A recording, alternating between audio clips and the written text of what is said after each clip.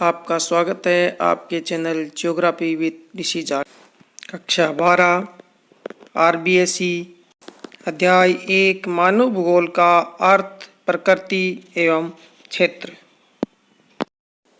आधुनिक मानव भूगोल के जन्मदाता कौन थे? रेंटजेल। मानव भूगोल चंचल मानव और अस्थिर पृथ्वी के मध्य पारस्परिक परिवर्तनशील संबंधों का अध्ययन है। ये परिभाषा किसने दी? उत्तर एलन सैंपल। नवनियतिवाद के प्रवर्तक कौन है? उत्तर ग्रिफिथ टेलर। फ्रांसीसी भूगोलवेत्ताओं के नाम लिखो। उत्तर ब्लास, ब्रून्स, डिमाजियो, विडाल डिला ब्लास। संभववाद शब्द किसने दिया? उत्तर फेब्रे ने। इरेटास्थनीज की पुस्तक का क्या नाम है? उत्तर ज्योग्राफिका। रेंटजेल की पुस्तक का नाम बताइए। उत्तर रेंटजेल की पुस्तक का नाम एंथ्रोपोज्योग्राफी है। संभववाद विचारधारा किसने दी? उत्तर संभववाद की विचारधारा फ्रांसीसी विद्वान विडाल डिला ब्लास ने दी। प्राचीन सभ्यताओं के प्रमुख केंद्रों के नाम बताइए। उत्तर प्राचीन सभ्यताओं के प्रमुख केंद्रों में सिंधु घाटी सभ्यता, मोहनजोदड़ो की सभ्यता, बेबीलोन की सभ्यता, मिस्र की सभ्यता, मेसोपोटामिया की सभ्यता, चीन की सभ्यता आदि शामिल है। मानव भूगोल के 5 उपक्षेत्रों के नाम बताइए। उत्तर मानव भूगोल के 5 उपक्षेत्रों में संसाधन भूगोल, कृषि भूगोल, राजनीतिक भूगोल, सांस्कृतिक भूगोल एवं ऐतिहासिक भूगोल शामिल है। भूगोल की 2 आधारभूत शाखाएं कौन सी है? उत्तर भौतिक भूगोल व मानव भूगोल। मानव भूगोल का प्रादुर्भाव व विकास किस शताब्दी से संबंधित है? उत्तर 18वीं शताब्दी।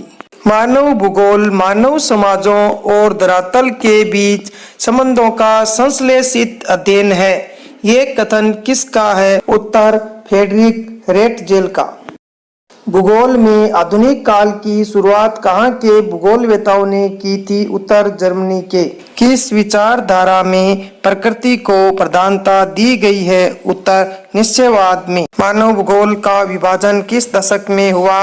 उत्तर 1930 के दशक में। मात्रात्मक क्रांति का काल किस दशक को कहते हैं?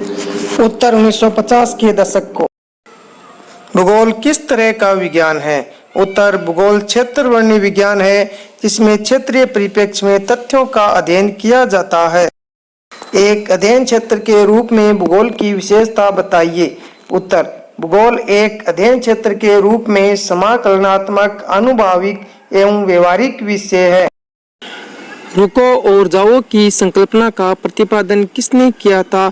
उत्तर ग्रिफिथ टेलर ने। मानव भूगोल क्या है? उत्तर मानव भूगोल भूगोल की वह शाखा है जिसमें भौतिक पर्यावरण व सांस्कृतिक पर्यावरण के बीच के संबंधों, मानवीय परिघटनाओं के स्थानिक वितरण व संसार के विभिन्न भागों में सामाजिक व आर्थिक विभिन्नताओं का अध्ययन किया जाता है। एलन सैंपल के अनुसार मानव भूगोल की परिभाषा दीजिए। एलन सैंपल के अनुसार मानव भूगोल क्रियाशील मानव और अस्थिर पृथ्वी के पारस्परिक परिवर्तनशील संबंधों का अध्ययन है। मानव भूगोल किस पर केंद्रित रहता है? उत्तर मानव भूगोल मानव और उसके कार्यों पर केंद्रित रहता है। मानव भूगोल के विषय क्षेत्र में शामिल तथ्यों के नाम लिखिए। उत्तर मानव भूगोल के विषय क्षेत्र में शामिल तथ्यों में मुख्यतः जनसंख्या व उसकी क्षमता, प्रदेश के प्राकृतिक संसाधन, सांस्कृतिक वातावरण, कालिक अनुक्रम, समायोजन व प्रादेशिक संगठन तथा दूसरे प्रदेशों से संबंधों को शामिल किया गया है। विडाल डिला ब्लास के अनुसार मानव भूगोल की परिभाषा दीजिए। उत्तर मानव भूगोल पृथ्वी और मानव के पारस्परिक संबंधों को एक नया विचार देता है, जिसमें पृथ्वी को नियंत्रित करने वाले भौतिक नियमों तथा पृथ्वी पर निवास करने वाले जीवों के पारस्परिक संबंधों का अधिक संश्लिष्ट ज्ञान शामिल है। किस विचारधारा में मानव को महत्व दिया गया है? उत्तर संभववाद में।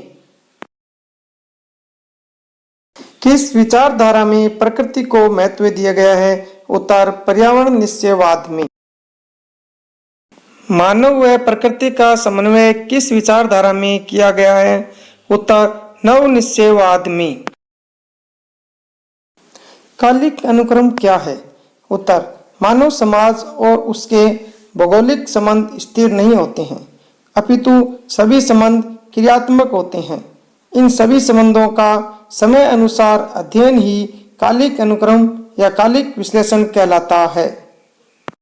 वातावरण या पर्यावरण नियोजन मानव भूगोल का अभिन्न अंग कैसे बन गया है? उत्तर वर्तमान में तीव्र गति से बढ़ते पर्यावरण अवनमन व प्रदूषण की समस्याओं के बढ़ने से वातावरण या पर्यावरण नियोजन मानव भूगोल का अभिन्न अंग बन गया है। अध्ययन की दृष्टि से मानव भूगोल के विकास को किन किन युगों में बांटा गया है? उत्तर अध्ययन की दृष्टि से मानव भूगोल के विकास को 3 युगों प्राचीन काल, मध्यकाल व आधुनिक काल में बांटा गया है। नवनियतिवाद की विचारधारा क्या है? उत्तर मानव व प्रकृति दोनों के पारस्परिक संबंधों में सामंजस्य पर जोर देने से संबंधित अवधारणा नवनियतिवाद है।